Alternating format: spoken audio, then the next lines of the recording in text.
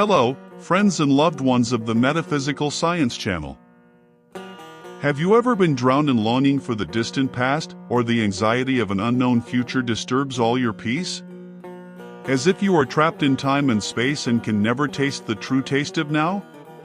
Today, we are going to one of the most brilliant and lovely flames of the light of Iranian mysticism, a mystic who was called Pir Karabat, and his whole life was a lesson in living in the moment. He is none other than AbuSa'id Abu.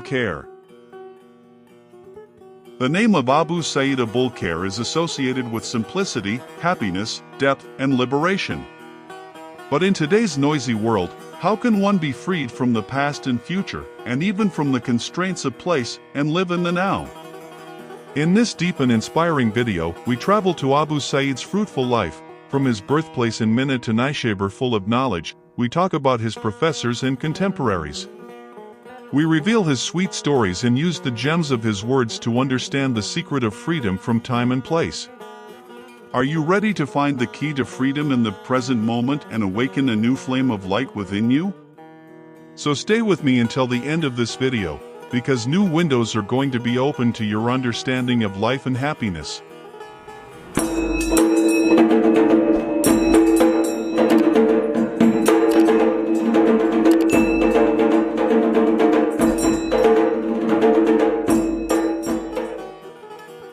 Born in Khorasan and the beginning of the path from jurisprudence to love. AbuSa'id Fazlullah bin Ahmad bin Muhammad bin Ibrahim Mini was born in the year 357 AH, 967 CE, in the village of Mina, in the provinces of Greater Khorasan, modern Iran and parts of Central Asia. At that time, Khorasan was the cradle of science, literature and mysticism, and cities such as Nishapur, Marv and Balkh were considered brilliant centers for thinkers and mystics. AbuSa'id grew up in such an environment, and from his childhood, signs of simplicity, honesty, and a deep tendency towards spirituality were evident in him. He completed his primary education in Mina and Maro and studied jurisprudence and theology. In his youth, he traveled to Nishapur, which was the beating heart of science and mysticism at that time.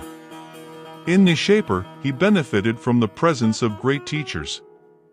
Among his prominent teachers in jurisprudence were Abu Abdullah Khuzari, and in Hadith, Abu Ali Zahir bin Ahmad. But the turning point of his life was getting to know mysticism. In his spiritual path, he benefited from prominent teachers such as al-Qasim Bishr Yasin in Marv and al-Fadl Sarakhsi. al-Fadl Sarakhsi, the great mystic of his time, encouraged him to study more deeply in mysticism and conduct. AbuSa'id himself says, "In the beginning, I was engaged in jurisprudence, but because my heart was not satisfied with it, I came to the path of Sufism." This sentence shows his deep inner transformation from the outer path to the inner path. AbuSa'id among his contemporaries. The elders of science and mysticism of Nishapur. AbuSa'id's life coincided with the peak of Islamic civilization and the presence of brilliant scientific and literary figures. He lived in Nishapur, which at that time was one of the largest scientific centers in the Islamic world. Abu Ali Sina, Ibn Sina, a great Iranian philosopher and physician, was one of his contemporaries, and it is even narrated that there were meetings between these two great men. Ibn Sina, despite all his philosophical intelligence, was surprised by AbuSa'id's mystical depth. It is said that after meeting with AbuSa'id, Ibn Sina said, "What we know, he sees." This sentence shows the deep difference between reasoning knowledge and intuitive knowledge in the best way. AbuSa'id was also in contact with other mystics and poets of his time. But his approach was often different from others. Instead of seclusion and exhausting austerities, he emphasized on happiness, love, Sema, mystical dance, and presence among people. This approach sometimes caused misunderstanding and even opposition from some ostensible scholars, but he never returned from his path.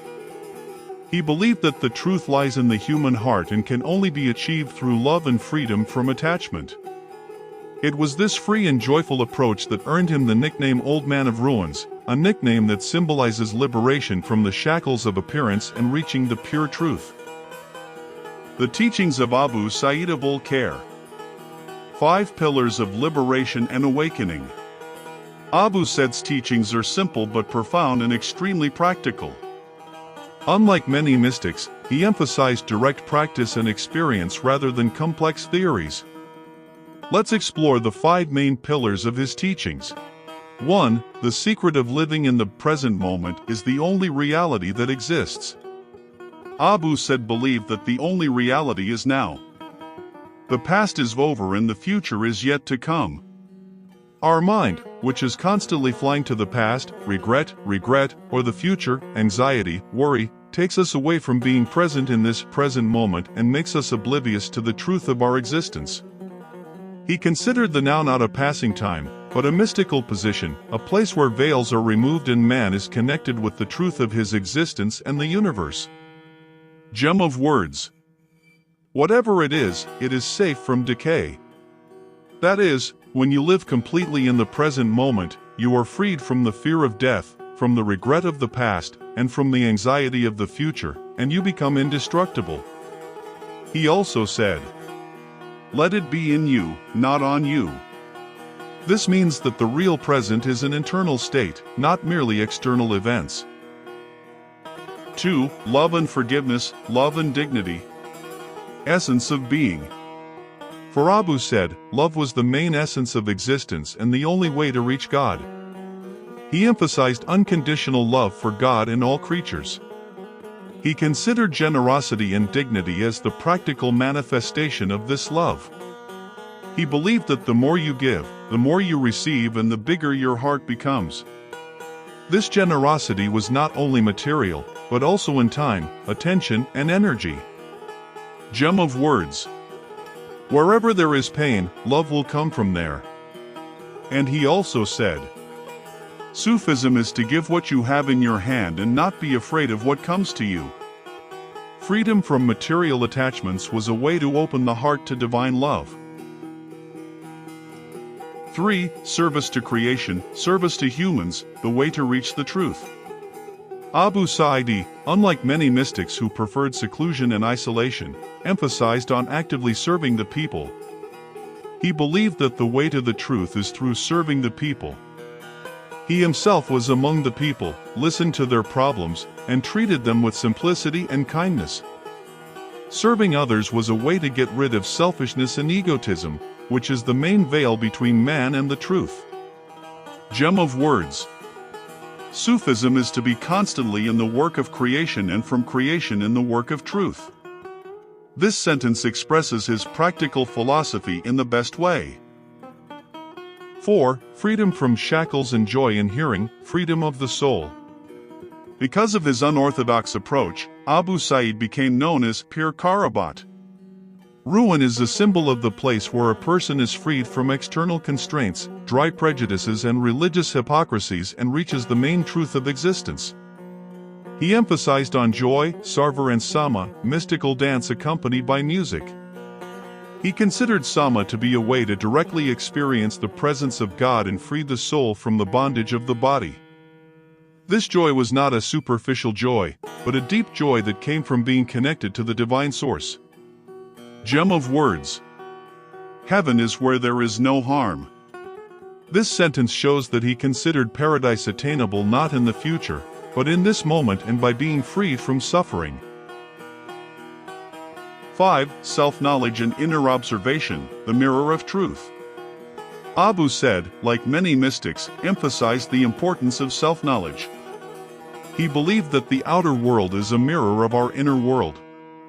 By knowing ourselves, we can know the world, and by connecting to our inner wisdom, we can reach the truth of existence. He emphasized on internal observation, reflection and introspection so that man can remove the veils of the mind and find the light of truth in his heart. Gem of words. Until you know yourself, you do not know God.